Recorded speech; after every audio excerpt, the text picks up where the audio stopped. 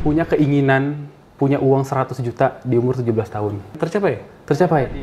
Sebelum umur 30, saya pengen punya 100 M.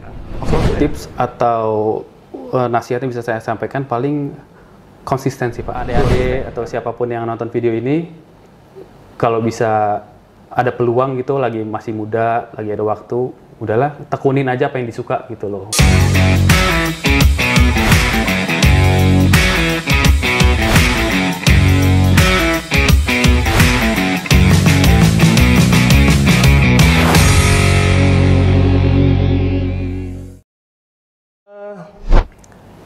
Dari seorang Bagas Pramudita, apa yang kamu inginkan sekarang ini? Cita-cita kamu selanjutnya apa, Bagas? Kamu sudah memimpin perusahaan, ya penghasilan kamu ya sudah sekelas sultan lah ya. Sultan. Kemudian kamu sudah memiliki perusahaan sendiri, PT sendiri, anak-anak buah sendiri. Kemudian kamu juga, ya, alhamdulillah sudah mapan saat ini. Ke depan itu apa yang kamu akan kerjakan, Bagas? Saya tuh selalu punya cita-cita pengen pensiun di umur 35 tahun, Pak. Pengen pensiun di umur 35 tahun? Pengen, maksudnya udah berhenti ngapa-ngapain lah di umur. Pengen menikmati aja ya? Ya, maksudnya udah menikmati. Maka dari itu, saya dari awal, saya juga tipikal orang yang selalu punya goal di setiap umur. Dulu kalau gue cerita, dulu waktu saat saya kecil, pada saat SMP itu, saya pernah punya keinginan punya uang 100 juta di umur 17 tahun. Kayak gitu. Terus juga dalam itu kesampaian. Tercapai? Tercapai. Alhamdulillah. 100 juta di umur 17 tahun? 17 tahun. Berarti kamu waktu itu kelas berapa? Baru 1 tahun lulus lah. 1 tahun? Baru kelas 1 SMA ya? Actually pada saat udah dikerja sini sih, Pak. Udah, pas udah di sini? Iya. Kamu udah punya uang 100 juta waktu itu? Lebih ya? Lebih dikit lah. Lebih dikit? Gitu. Nah, itu dari dan itu kamu dapatkan dari? Hasil klien freelance. Kayak gitu, bikin website. Kan bikin website kan nilainya lumayan gede Pak ya, sekali bikinnya 15-20 kayak gitu. Dan itu saya kumpulin. Waktu itu kamu belum kerja ya? Belum kerja. Baru ada di Al-Musyarofa? Baru ada di Al-Musyarofa dan sambil kerja freelance. Terus juga saya punya, jadi saya udah punya pattern kehidupan di umur segini, saya harus punya apa, saya harus sudah bisa apa. Kayak gitu loh. Yang kamu rasakan, target kamu kan begitu? Terwujud itu? Alhamdulillah terwujud semua. Jadi kalau boleh diceritain itu, 100 juta di umur 17 tahun dan saya juga punya cita-cita di umur 20 saya pengen punya setengah M. Kayak gitu. Dan itu tercapai juga ya? Alhamdulillah tercapai lagi Pak. Kayaknya lebih dari setengah M. Ya? Dan di umur sebelum umur 25 saya udah punya 1 M. Kayak gitu. Dan itu alhamdulillah ya lebih juga lah. Sekarang berapa sekarang umurnya? 25 jalan 26 Pak. Dan itu 1 M sudah di umur 21 jalan 22. Sudah terwujud? Sudah terwujud. 1 M itu? Iya. Berarti kalau sekarang 25 mungkin udah sekitar 10. Ini gak usah dibahas lanjutannya Pak. Berarti apa yang target selanjutnya adalah di sebelum umur 30, saya pengen punya 100 M. 100 M? 100 M. Maka dari situ saya, setelah ketika udah punya di situ, setelah saya hitung-hitung dengan inflasi yang sekarang terjadi, saya akan investkan di saham, segala beberapa, terus juga mungkin mau autopilot bisnis saya, segala macam. Intinya balik lagi ke target akhir saya adalah di umur 35 saya udah pengen bebas lah, main sama keluarga, udah main anak kayak gitu. Sama anak. Ya udah sama anak kayak gitu. Pengen menikmati hidup lah ya, bersama keluarga ya. Ya, mungkin buat ketika saya cerita ini ke beberapa orang juga ada beberapa sudut pandang Pak. Ada yang bilang, ih masih muda kok udah mau ini aja. Ya balik lagi kan, kalau menurut saya itu sudut pandang orang ya bebas ya, terserah ya. Betul. Kalau saya pribadi sih pengennya seperti itu. Makanya dari sekarang kamu kejar itu. Betul. Sekarang waktunya kamu capek, kamu bergelut di bisnis ini sampai mencapai target itu. Betul. Kalau bisa 35 itu sudah selesai. Dan kamu bisa menikmati berangkat haji dan umroh sama keluarga. Ya, saya juga pengen, insya Allah berangkat haji juga deket-deket ini udah pengen daftar Pak, insya Allah. Amin. Harus deh. Iya. Harus deh. Karena apa? Waiting list-nya lama kan? Iya betul, makanya itu mumpung masih muda. Tapi Bapak dengar kamu sudah mengumrohkan ibu dan bapak? Iya, udah Pak. Alhamdulillah ya. Berangkat dari Amus juga sih. Al-Musyarofa juga? Itu dari kamu ya? Iya. Dan saya yakin ibu kamu, bapak kamu tuh berdoa tuh di pintu Ka'bah tuh. Ya, ridhonya itu ya. Makanya usaha kamu lancar. Ya mudah-mudahan setelah ini usaha kamu makin lancar sekali ya, makin lancar. Kalau kamu bilang tadi kamu 35 tahun akan pensiun, ya akan menikmati hidup ya, dan perusahaan apa yang kamu jalankan itu nanti pakai autopilot. Lantas perusahaan yang sekarang sedang berkembang, yang sedang jalan, itu akan dikemanakan? Plan saya akan mencari ya itu pertama dalam waktu sekarang 25 jalan 26 terus mau ke 35 kan masih ada 10 tahun. Jadi dalam 10 tahun ini saya macam udah punya time frame gitu Pak. Jadi pada saat umur saya nanti 30 saya pengen paling nggak struktur organisasi perusahaan saya ini udah rapi lah. Jadi kayak perusahaan nggak ada saya pun udah bisa jalan kayak gitu loh. Tapi saya masih di sana. Nah ketika umur saya 35 saya pengen bener-bener udahlah perusahaan ini jalan. Ya saya dapat sebagian persentasenya aja untuk kebutuhan hidup. Ya udah seperti itu sih. Jadi kamu ingin di 35 itu sudah selesai semua? Iya. Ya, udah selesai semua? Iya. Ya mungkin saya akan mencoba ke bidang yang lain lah. Kayak gitu. Mungkin investasi properti atau mungkin bangun perumahan gitu. Tapi saya yakin ya di usia 35 semangat kamu tuh masih tinggi. Nah, semangat kamu makin tinggi. Tantangan di depan kamu juga masih banyak. Banyak banget. Pasti peluang-peluang baru juga akan muncul. Ya. Barangkali iya di dunia ini mungkin kamu tidak pegang lagi.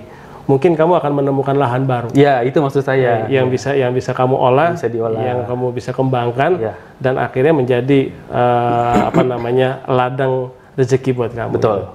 Baik Bagas, terakhir ya Bagas, tanpa terasa kita sudah lama juga nih, mungkin udah hampir 1 jam. Tips apa Bagas yang kamu bisa berikan nih kepada adik-adik kelas kita, Bagas? Anak-anak kita, adik-adik kelas kita, karena bagaimanapun juga kamu juga lahir dari MTS Al-Musyarrafah, ya. Kamu bisa seperti ini juga, ya. Mungkin ada doa-doa dari guru-guru kita yang terkabul sehingga kamu bisa seperti ini. Tips apa yang ingin kamu sampaikan kepada anak-anak kita, generasi kita sekarang? Oke, tips atau nasihat yang bisa saya sampaikan paling konsistensi Pak, konsisten. Karena saya sering banget ketemu orang yang kayak gas kita bisnis gas ini kita bikin ini tapi hanya sekedar ucapan di awal. Ketika ayo kapan kita ketemu, ayo kapan kita ngerjain ini, ntar deh nggak ada waktu. Nah itu jadi kayak konsistensi dan tekad Pak yang membedakan orang biasa dengan orang sukses sih kalau menurut saya dari sudut pandang saya ya. Terus harus rela nggak hitung-hitungan. Nggak hitung-hitungan tuh dalam arti ketika ngerjain sesuatu ya udah nggak usah ngeliat jam, kerjain itu sampai kelar. Kayak gitu loh. Karena kalau buat saya pribadi dulu pada saat saya masih jadi karyawan gaji saya pertama itu 5 juta Pak, saya masih ingat. Tahun berapa itu? 2014. Gaji kamu sudah 5 juta ya?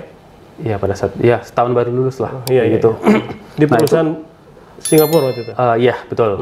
Nah itu ketika gaji saya segitu, saya ngerjain bikin website yang saya tahu nilainya ini mungkin ratusan juta gitu loh. Dan bahkan di sana saya nggak hitung-hitungan. Yang penting udah website kelar sebelum deadline, yang lain pada pulang, ya saya masih di kantor sampai jam 11 atau jam 12 malam gitu. Ya udah gitu. Bahkan sampai rumah masih kepikiran itu yang tadi bugnya kayaknya bisa dibenerin gitu. Itu kadang saya sadar. Oh bedanya gua sama yang lain tuh gitu loh. Dari segi etosnya gitu loh Pak. Betul. Nah itu kadang kalau tuntas saya betul. Nah itu kadang kalau saya nge-review sama bahkan teman-teman saya perjuangan SMK yang SMP gitu, kalau ngeliat bedanya di situ sih kalau gitu. Ya mungkin tips saya buat adik-adik atau siapapun yang nonton video ini, kalau bisa ada peluang gitu, lagi masih muda, lagi ada waktu, udahlah tekunin aja apa yang disuka gitu loh. Nggak usah ngikut arahan sana sini, kalau suka ini ya udah kejar aja kayak gitu. Kalau memang kamu nemunya di situ, betul. Talenta kamu, apalagi hobi yang menjadi profesi, itu luar biasa ya. Karena dulu saya pernah ingat kata Pak Hendra, kalian kalau masuk IT, kalau bisa masuk program TKJ gitu kan. Nah itu saya ingat tuh Pak sampai SMK. Gitu ya? Saya ingat sampai SMK, oh udah TKJ nih, masuk Pak Hendra bilang kalau instalasi 1 titik tuh mahal gitu. Saya sampai hitung-hitungan Pak, kok 1 lab berapa titik berapa juta nih kayak gitu kan. Betul. Sampai hitung-hitungan. Tapi ternyata seiring berjalan waktu, passion saya lebih kuat di RPL. Kayak gitu. Makanya saya pivot ke sana kayak gitu. Baik. Oke Bagas, terima kasih banyak ya waktunya ya Bagas. Sudah berbagi, sudah sharing ilmu ya. Mudah-mudahan apa yang kamu sampaikan ini bisa menjadi bekal buat adik-adik kita, buat anak-anak kita. Karena sekarang kita sudah berada di era digital. Semuanya itu semua sudah serba digital. Kita mau tidak mau anak-anak kita sekarang memang sudah bergelut di situ.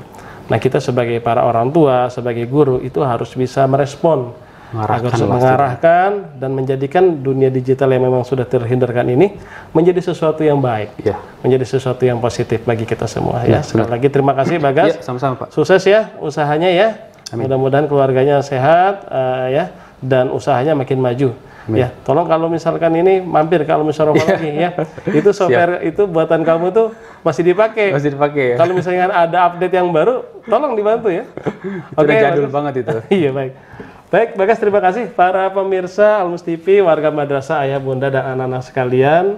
Demikian bincang-bincang kita dengan Mas Bagas Parmudita. Banyak hikmah yang bisa kita petik dari apa yang telah beliau sampaikan dari seorang pelajar yang masih sangat muda belia, kemudian tertarik dengan dunia IT, masuk ke dunia IT, kemudian belajar dengan tekun, dan akhirnya beliau mampu menemukan talentanya, bakatnya, dan sekaligus profesinya. Dan di usia yang masih sangat muda ini, Mas Bagas Parmudita sudah memimpin perusahaan sebagai direktur utama, dan ada berbagai anak-anak perusahaan lain yang mungkin tidak diceritakan di sini. Dan kehidupannya alhamdulillah sudah cukup mapan, dan beliau juga sudah mendedikasikan apa yang beliau dapatkan itu untuk keluarga dan untuk orang tuanya. Dan kita bisa mengambil hikmah dari apa yang beliau sampaikan, yaitu komitmen di dalam melaksanakan tugas, dedikasi yang tinggi di dalam melaksanakan tugas, tidak perhitungan, dan kita bertanggung jawab terhadap tugas yang kita berikan. Barangkali ini menjadi salah satu kunci kesuksesan dari Bagas, dan mudah-mudahan juga menjadi kunci kesuksesan bagi kita semuanya. Sekali lagi mudah-mudahan bermanfaat tayangan kita pada podcast kali ini. Jadikan ini sebagai bekal, jadikan ini sebagai pengalaman, dan jadikan ini sebagai guru bagi kita untuk menambah wawasan kita ke depan. Mudah-mudahan sekali lagi bermanfaat. Sampai ketemu lagi pada podcast berikutnya. Terima kasih dan mohon maaf apabila ada yang kurang berkenan. Ilahi taufiq wal hidayah. Assalamualaikum warahmatullahi wabarakatuh. Oke, Bagas, syukran. Terima kasih, Pak.